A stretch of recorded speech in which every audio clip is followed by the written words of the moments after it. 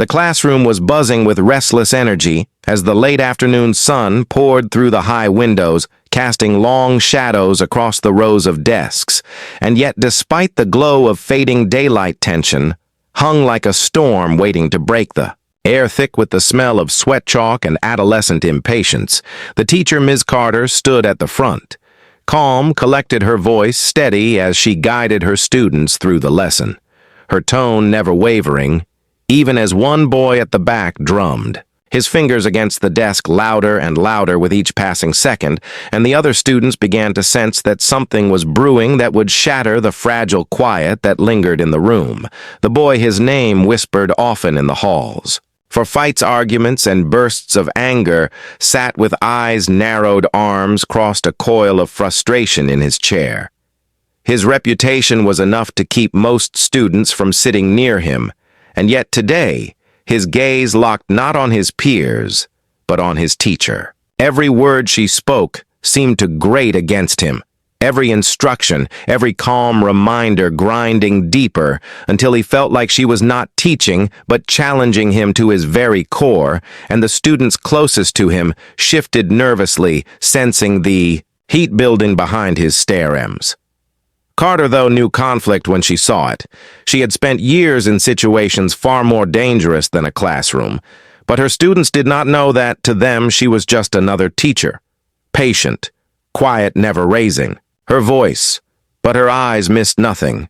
And as she noticed his clenched jaw and twitching fingers, she felt that weight in the air, too, that vibration that warned of something about to ignite.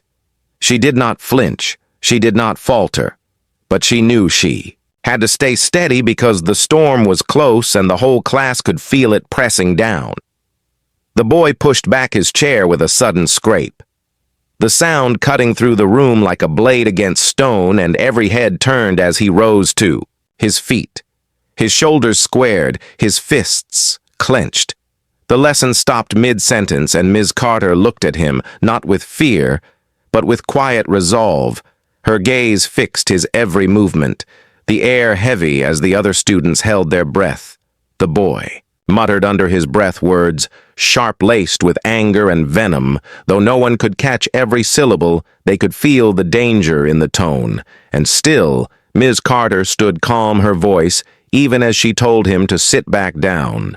But he did not sit. He stepped forward, slow, deliberate, like a predator testing its prey, each step echoing across the tile as his classmates pressed further against their desks, eyes wide, afraid to speak, afraid to breathe. The boy sneered, his voice rising louder now, taunting her, daring her to stop him, the authority of a teacher stripped away in his mind, replaced by his own boiling rage. And yet Ms. Carter did not move her breathing, even her hands still at her side, as if she were carved from stone. The stillness, only provoking him further as his anger demanded a reaction.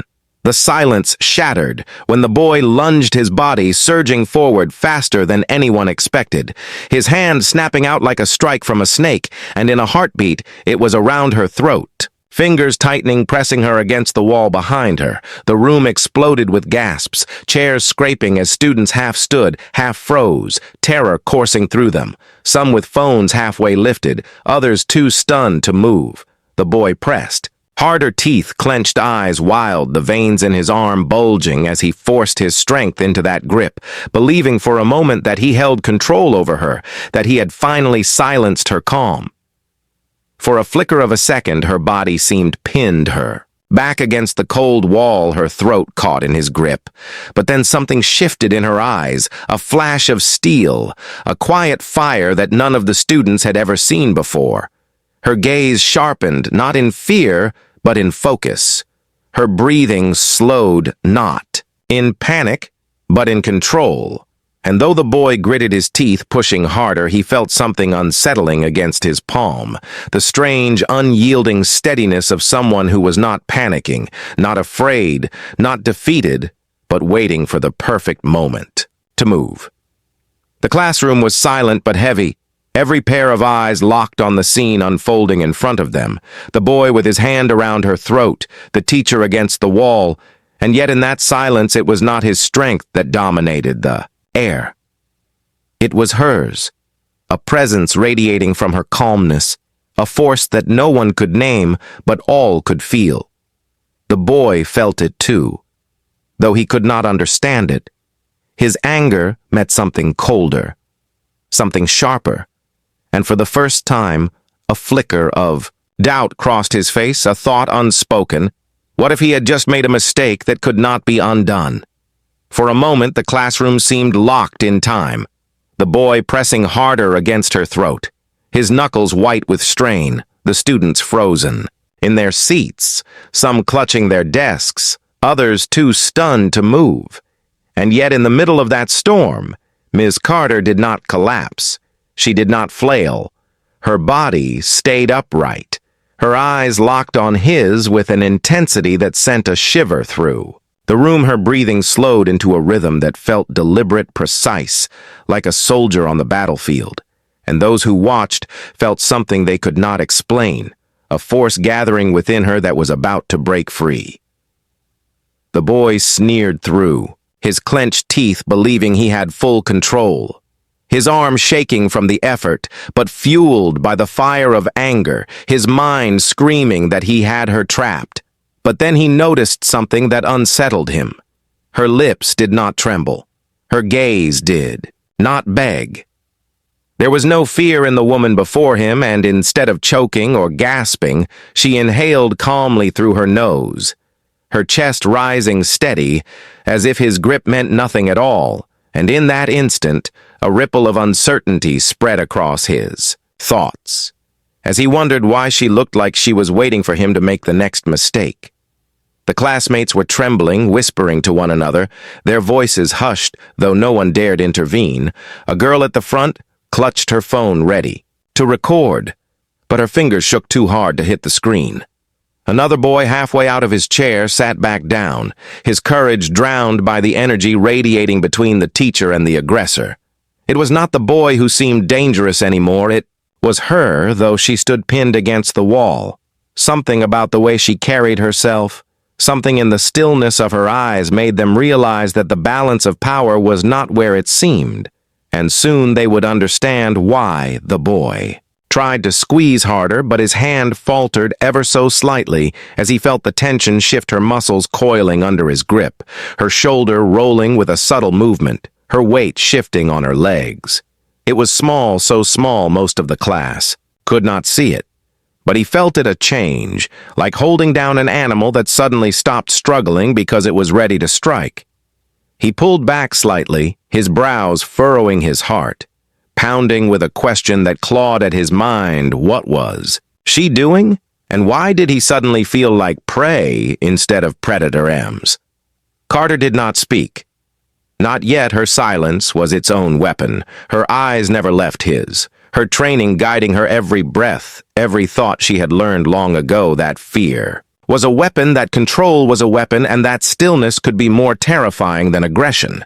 She could break free at any moment. She knew a dozen ways to disarm him, disable him, even end him. But she measured every option, weighing the safety of her students, the chaos in the room, the fact that this boy was not an enemy soldier but a reckless child caught in his own rage. Her patience was the sharpest blade of all, and soon she would cut with it. The boy began to sweat, his arm shaking, his teeth grinding as he tried to force her into showing weakness. But none came, and in the silence he heard something terrifying. Her breathing, calm, steady. Not the sound of someone in panic, but the rhythm of someone trained, someone who had been here. Before his mind flashed with unease, the whispers of the students pressing at his ears, one muttering, "What is she doing?" Another whispering, "She is not even scared."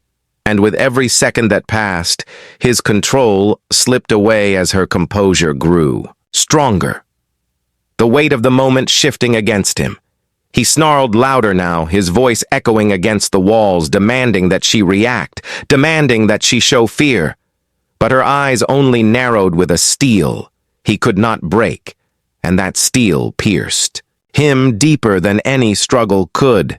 She shifted her weight again, subtle, deliberate, her wrist pressing against his forearm, her other hand rising slowly as if preparing for something invisible. And though his grip remained firm, he felt the ground beneath him start to tilt, not physically, but within his confidence, and it struck him like ice through his veins that he might not walk away from this moment the way he thought he would. The classroom was dead silent, except for his ragged breathing, and her steady, controlled inhale, the contrast so sharp it carved into the minds of everyone watching. The students leaned forward, hearts pounding, eyes wide, their nerves stretched taut as bowstrings as they waited for what would happen next. They had never seen their teacher like this, never seen such stillness in the face of danger. It was as if she had transformed into someone else, someone they did not know, someone terrifying and powerful, and though they did not understand it yet, they sensed that the storm was about to break, and when it did, nothing in that classroom would ever be the same again. The tension finally snapped when Ms. Carter shifted her stance, her body moving with a speed that none of the students could follow. One moment, the boy's hand was around her throat. The next, his wrist was twisted in her grip. Her movements smooth like water, yet sharp like a blade. He stumbled, his breath catching in his throat, his face contorting with sudden pain. The pressure of her technique forcing him downward before he even understood what was happening, and the students gasped so loudly it seemed to shake the air around them as they realized the balance had changed. The boy tried to resist, jerking his arm back, thrashing with the strength of desperation, but she moved with him, guiding his motion into weakness rather than fighting against it. Every ounce of his energy used against himself, she stepped forward, her footwork precise, her shoulders squared, her expression calm, not a trace of panic. Only the cold focus of someone who had been here before. He crashed against the edge of a desk, sending papers flying across the room, the sudden noise like a warning bell to the others who sat frozen, unsure whether to scream or remain silent in awe. Her voice cut through the chaos firm, but even "sit down," she commanded to the rest of the class. And though the words were few, the authority in them was unshakable. Every student obeyed without hesitation, their bodies slamming back into their seats, their eyes glued to the scene in front of them. The boy strained against her grip, his jaw tight with rage, but his strength met nothing but walls. Every attempt to break free countered effortlessly, and the fear that began creeping into his chest spread quickly through the classroom, as they all understood she was in control. Now, with a fluid motion, she guided him to the floor, her knee pressed lightly against his back. Not enough to break, but enough to hold. Her voice remained calm. "Stop resisting," she ordered, but he flailed anyway, his legs kicking out uselessly against the cold tile. He roared in frustration, his face, red veins in his neck bulging with the effort. But each move was answered by her precision, the twist of her grip locking his arm, his body forced flat, his energy draining away as he realized there was no way out of her hold, no way to overpower the calm storm above him. The students could not believe their eyes, their quiet, reserved teacher who had never raised her voice now moved like a warrior, every motion efficient, every choice deliberate. She was not frantic. She was not wild. She was measured like a soldier in combat, her every breath steady as though the chaos around her were nothing more than another training exercise. One boy in the corner whispered, "I think she knows how to fight." But another quickly hushed him because what they were seeing was far more than just fighting. It was control at a level that terrified them and kept them rooted to their chairs. The boy beneath her tried one last desperate move. He twisted his hips hard, pushing against the floor with all the force his body could muster, but she anticipated it before it even began. Her arm shifted, her knee pressed down more firmly, and with a sudden jerk, she immobilized him completely. His chest slammed into the tile, his face inches from the ground, and the strength left him in a rush, his muscles trembling, his breath ragged, panic sliding into his veins like ice. his anger no longer burning as brightly now, flickering with the cold realization that he was trapped. Her eyes swept across the classroom, never leaving her awareness on him, but ensuring every student saw her. Calmness, her control. She wanted them to understand this was not violence for the sake of violence. This was discipline in motion. Every second a demonstration of strength that did not need chaos to prove itself. The students shivered not from the cold but from the truth dawning on them. Their teacher was not who they thought she was. She was something more, something dangerous, something they could not yet define but would never forget. The boy panted beneath her, his face pressed against the floor, sweat dripping from his forehead. His pride shattered piece by piece as he realized that all his strength, all his defiance, meant nothing against the quiet storm of discipline holding him down. He looked up through the corner of his eye at her calm, steady expression, no anger, no fear, only certainty, and it was then that a single terrifying thought pierced through his stubborn rage. What if this was only a fraction of what she could do? What if she had not even begun to show the full weight of her training? The boy struggled beneath her weight, his muscles tense with defiance, but every movement only tightened her control. Her knee pressed between his shoulder blades, her hand securing his arm in a lock that sent jolts of pain. Through his body, his face flushed red with effort, sweat dripping onto the floor. He had always relied on brute strength, on intimidation, but none of it mattered against the precision of her movements. She was not fighting him. She was containing him, and that realization clawed at his pride as he gasped in disbelief that he was losing so completely. The classroom was silent except for the sound of his ragged breathing and the soft commands from Miss Carter, her voice calm like a steady current, cutting through the chaos. "Stop resisting." She repeated, her tone level, not angry, not panicked, but absolute, her presence filling the room with authority that needed no volume. Every student stared, their mouths open, their eyes wide, the quiet teacher they had once dismissed, now revealed as something entirely different. Their phones forgotten, their whispers, stilled their focus only on the woman holding down their classmate with the ease of a professional.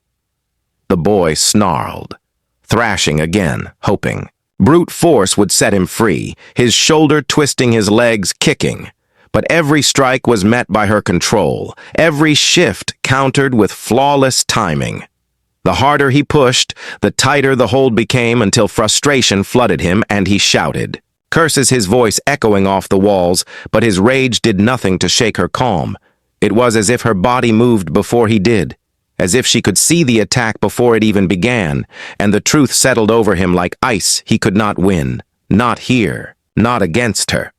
She leaned down slightly, her voice low enough for him to hear, but loud enough for the class to catch. "Let go of the anger."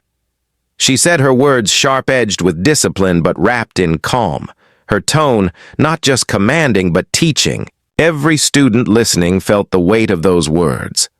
Her control was not about hurting him. It was about ending the chaos before it consumed them all. The boy felt it too, but his pride warred against it, leaving him trembling with the realization that the more he resisted, the weaker he became, and still, she held him unmoved. The students sat in stunned silence, their minds racing as they tried to process what they were seeing. Some exchanged glances wide-eyed and fearful. Others leaned forward. Unable to look away, they had always thought of her as a quiet woman, strict but ordinary. Now that illusion had been shattered before their eyes. Whispers crept into their thoughts. Though no one dared speak it aloud, she was trained, she was dangerous, and she was in control. The fear that gripped them was not only for the boy pinned to the floor, it was also for the knowledge of what else she might be capable of. The boy panted, his strength draining his energy, burning out in waves, his body heavy. Against the cold floor, he felt her knee firm on his back, her grip unrelenting, and suddenly the weight of the moment pressed down on him. He realized this was not a fight anymore. This was a demonstration, a message delivered in silence. Every second, reminding him that power built on rage was nothing against power built on discipline. His mind screamed for escape, but his body offered nothing, only trembling muscles and the faint sting of defeat creeping into his chest. Carter's eyes swept. The classroom never losing awareness of the boy pinned beneath her, but ensuring her students understood her control. Her calm radiated authority like a shadow stretching across the room.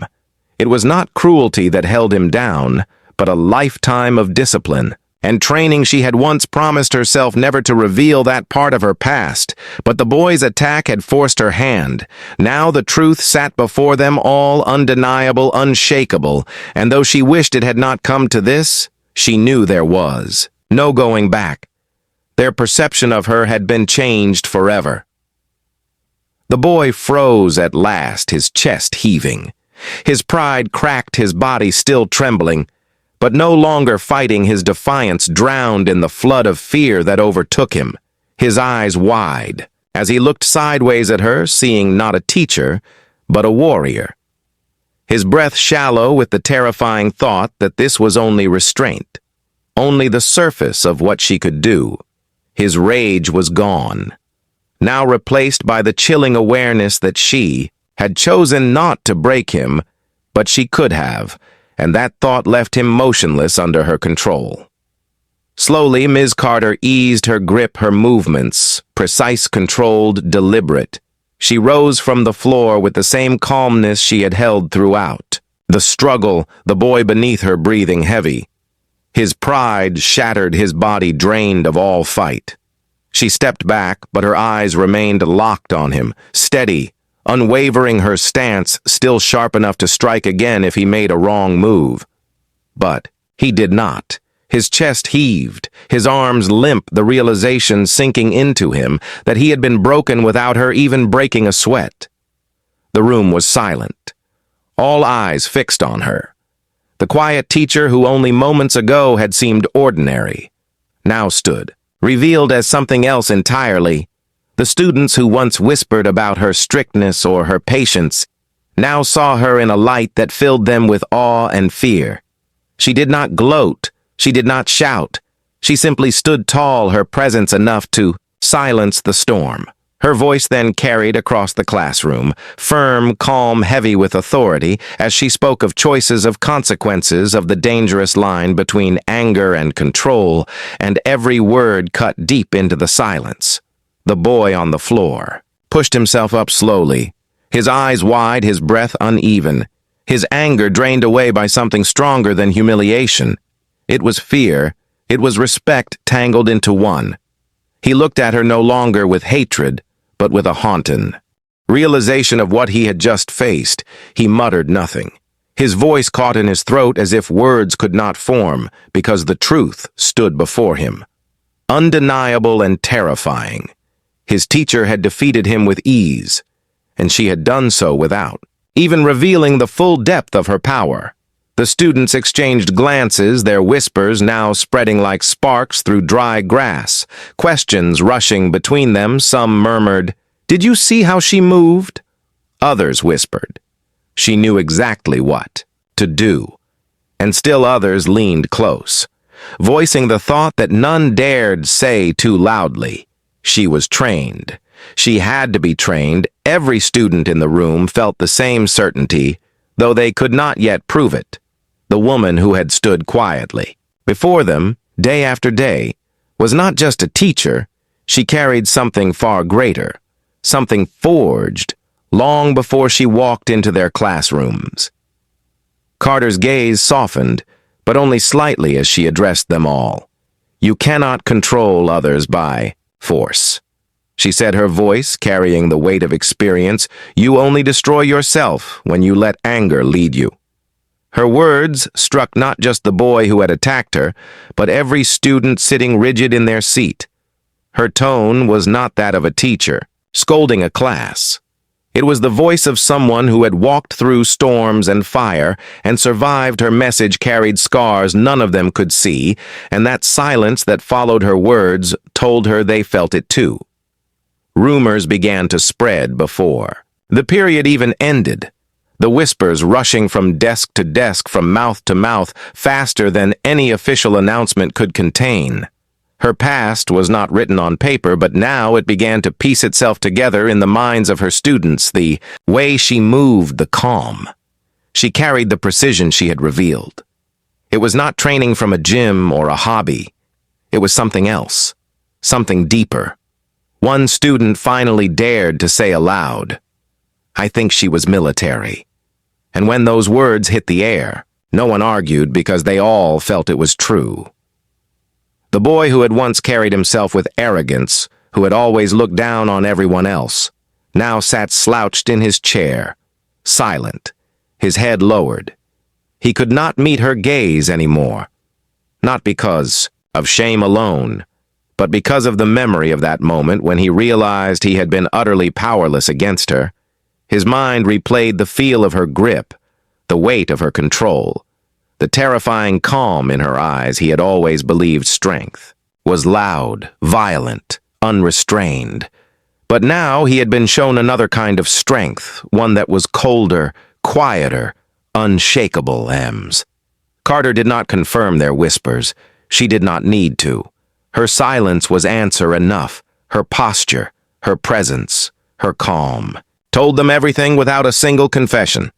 She carried herself like someone who had faced greater battles than a rebellious student, and won someone who had been trained to fight, but had chosen instead to teach her students watched her with new eyes, no longer dismissing her as just another adult, but seeing her as a figure they could not fully understand, a woman shaped by shadows they would never walk through, and that mystery kept them silent. The boy finally raised his head, his voice low, his words trembling. "I should not have done that." He muttered, his tone stripped of arrogance, stripped of fury. It was the first time his classmates had heard humility from him.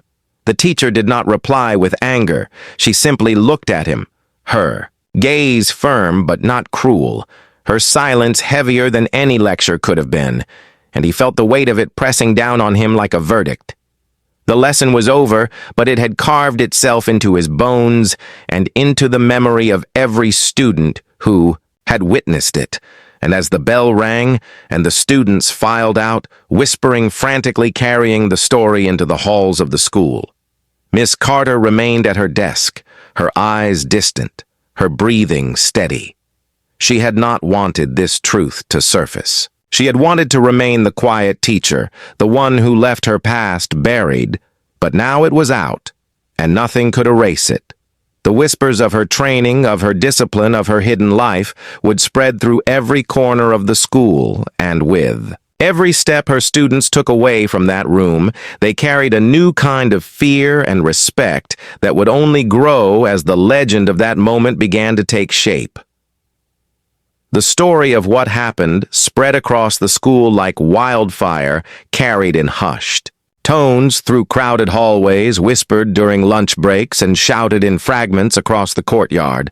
Some students described the moment with trembling voices, others with gleaming eyes, but all carried the same message: their teacher was unlike anyone they had ever known. What began as a fight in a classroom was now something larger than a rumor.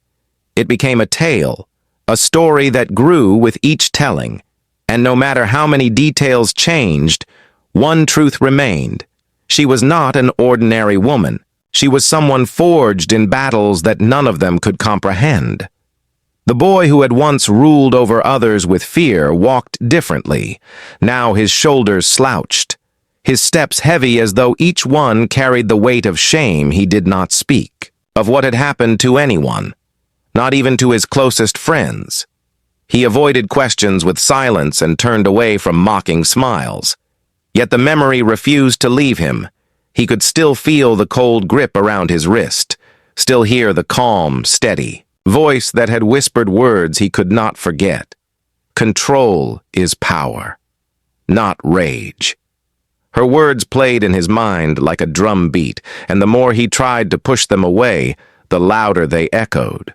Parents soon caught the story from their children. Some dismissed it as exaggeration, kids making up tales to make school less boring. Others listened quietly, noticing the tone in their children's voices, the fear, the awe, the sharp respect, and some wondered what kind of woman stood before their children each day when asked. Miss Carter never gave an explanation. She smiled softly, shook her head, and returned to her work. Her silence carried more power than any words could have, and the legend only deepened in mystery. The next morning, the classroom felt different. No one dared to lean back lazily in their chairs. No one whispered jokes when her back was turned. Even the air felt charged. The boy who had attacked her sat quietly at his desk, his eyes lowered, his arrogance gone. For the first time, the others saw him not as a leader of chaos, but as someone who had been broken and reshaped by a force he could never match. And they understood, without speaking, that the balance of power in the room had shifted forever. Carter continued her lessons as though nothing unusual had happened. Her voice steady, her expressions calm, her movements controlled. Yet beneath that calm was something that none of them could put into words, an energy, a presence that demanded respect without asking for it. She had not punished them with fear. She had shown them strength, controlled, silent, precise. And the memory of that strength hung over them like a shadow. No one wished to test again. The boy himself struggled in silence, the words she spoke on the floor. That day, cut deeper than any strike or humiliation had before he had lived, believing that strength was measured in dominance, in how much fear you could carve into the eyes of others. Yet she showed him something else. Strength was not chaos, it was order. It was calm. It was the ability to remain unshaken when everything around you turned violent. He could not escape those thoughts, and as he sat day after day, listening to her lessons, both in the subject and in her quiet wisdom, he began to feel the hard edges of his anger start to crumble. Other teachers began to notice the change in the class. The students who had once been restless now paid attention. The disruptions ceased, the energy shifted, and though no one said her name aloud, in the staff meetings there were glances exchanged, nods of acknowledgement. The principal himself watched her closely, torn between suspicion and admiration, but never daring to interfere because he too had heard the whispers, and even he could not ignore the way her presence reshaped the school around her. For the students, her legend grew beyond the walls of the classroom. It was retold in pieces across the campus, and each version ended the same way, with silence, the silence of that room when her training had taken over and left them frozen. It was a silence they would never forget, one that carried fear, yes, but also a strange kind of respect, a respect that transformed into loyalty. The kind of loyalty soldiers feel toward a leader who has walked through fire and survived, and though they could not name it, that was exactly what she had become to them weeks past. And still the boy carried her words in his mind each time he felt anger rising, each time he wanted to lash out. He remembered the calm in her eyes, the steadiness of her breath, the control in her hands, and he stopped. Not because he feared her, but because he began to fear himself and what he might become. If he did not change slowly, he listened more. He thought more. He began to realize that perhaps true strength did not lie in intimidation, but in mastering the chaos inside himself. And though he did not yet understand it, he had taken the first step on a different path. The legend of Ms. Carter, the teacher, who had once been a Navy SEAL, became more than a story. It became a lesson whispered from one student to another, a reminder that strength is not loud, it is quiet, it is not reckless, it is precise. It is not about breaking others, it is about controlling yourself. And in that truth, her students found not only fear, but something they had never expected. They found inspiration, and from that moment onward, no one in that classroom ever looked at her the same way again.